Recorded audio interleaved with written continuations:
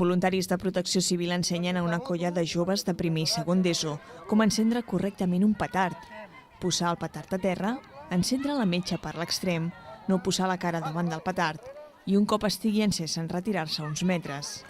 Membres de Protecció Civil estan recorrent aquests dies les escoles de la Catalunya Central per donar aquests consells als menors, que participaran en la revetlla de Sant Joan.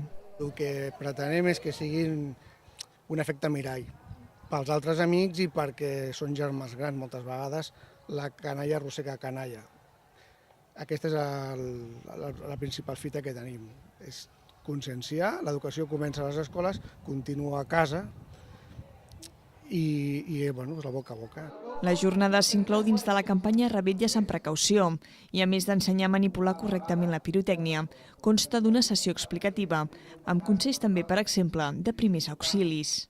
Explicar a aquells nens que ja comencen a tocar els petards, que han d'anar alerta en les distàncies de seguretat, en què molts dels petards que utilitzen per la categoria que són no els podrien utilitzar si no van acompanyats d'un adult, i amb aquells principals consells que davant d'una cremada aclarir quina és l'actuació principal que s'ha de fer i intentar treure aquests mites que corren a vegades de posar-hi pastes i consells de primers auxilis principals.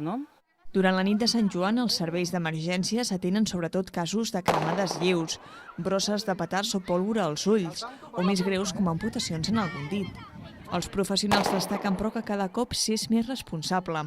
Tot i això, tècnics de Protecció Civil i Creu Roja fan aquestes trobades amb els més joves. Mentre hi hagi un fet, ni que sigui aïllat, nosaltres hem d'incidir. Busquem la incidència zero.